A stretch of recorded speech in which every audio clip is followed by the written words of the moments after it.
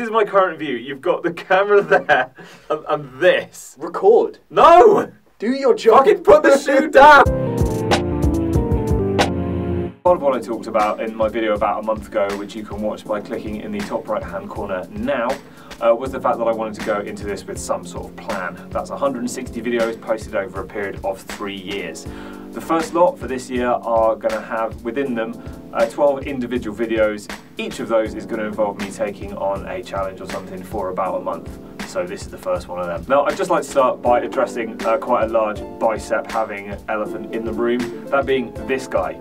That's Matt Diavella. He is a minimalist filmmaker on YouTube with about 2.5 million subscribers, and I'm not going to say that I didn't steal this idea from him after he did a series of videos last year where for 30 days at a time he took on various different lifestyle changes. Now I'm not that organised, I don't know when 30 days is, and the months would probably just get a bit scrambled, so I'm just doing them for months. That's absolutely fine. The plan, of course, is that I will publish one of these on the first Sunday of each month. My videos are still coming out on a Sunday, although with the obvious exceptions of March, September and next January. If you are still watching then and you've come back to this video for whatever reason, please accept this as proof that I did in fact start this with some sort of plan. Anyway, that's just a bit of housekeeping and sort of letting you know what's going on, as I appreciate this is slightly different from normal.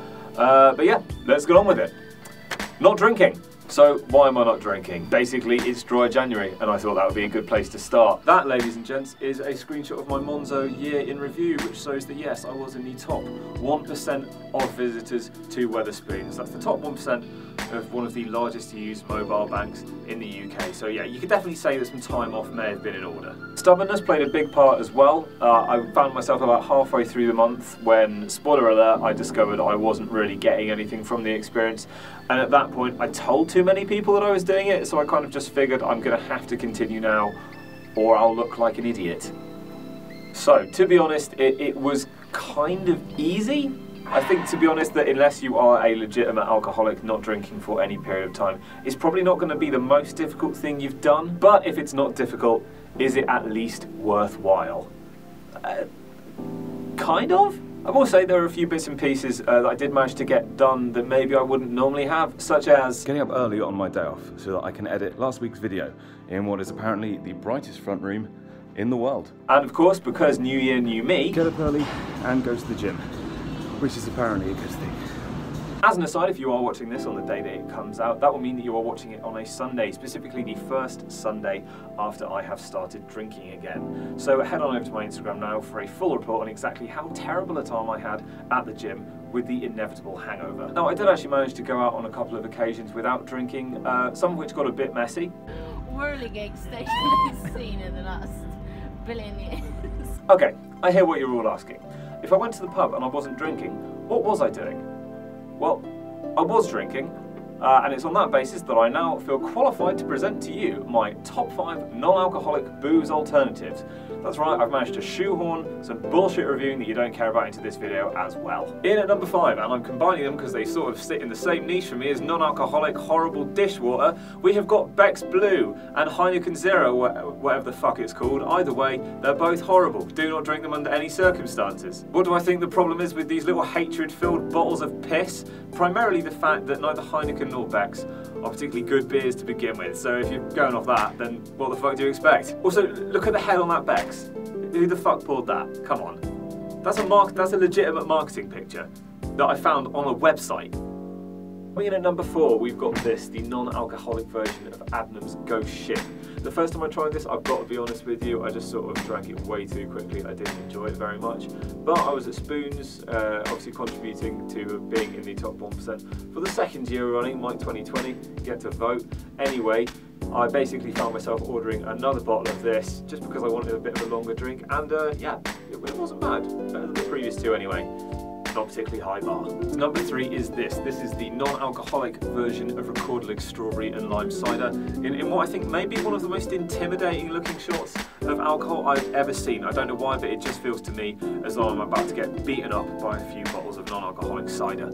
I also don't really know why they bother calling it cider when it's essentially just like fizzy squash, but either way it's nicer than the 2 previous positions of horrible beers that came before it, so in third it will remain.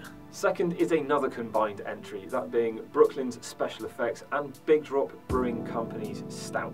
As you can see for these ones, I've also chosen much nicer pictures. I think the reasons for these ones being so much better is that they're just trying to be their own thing rather than... It's me, someone from a brewery. We've decided just to make the same beer as before, but not put any alcohol in it. Isn't that grand? I would seriously recommend these if you don't drink either for a brief period or in the future, because they're genuinely nice and I will probably have them again. And finally, the question on literally nobody's lips. What is the best thing to drink if you're not drinking alcohol? It's water. It's obviously water. You've got to stay hydrated. Don't say H2 no. Honestly, the only time when I really missed it was when I was cozied up on my sofa on a Sunday evening watching Love Island, and I just thought, oh, a glass of red wine would just be tickety-boo right now. Fuck off. I'm all cozied up on my sofa watching Love Island, and a glass of red wine would just be tickety-boo. So it was roughly at this point I decided that it was getting a bit easy and I wanted an opportunity to be even more self-righteous. So following a couple of what I'm going to call alcohol-focused social occasions, I thought I might as well cut out what I think is probably the second most popular drug after alcohol, that being caffeine.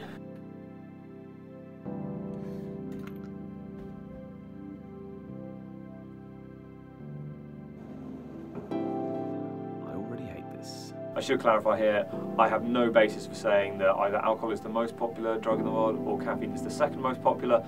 It's kind of a guess, and now I think about it, it's probably wrong. This was kind of tough, to be honest with you.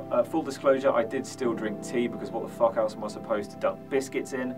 But any sort of coffee or energy drinks were completely off the table. And I've got to be honest, getting into work and having a mint tea in the morning just isn't the same as having a nice, you know, intense, fragrant cup of coffee. It doesn't have anything near the same effect as well. So I started the first few days with a pretty substantial headache, which is seemingly quite a popular symptom of having had too much caffeine and then not having had any at all.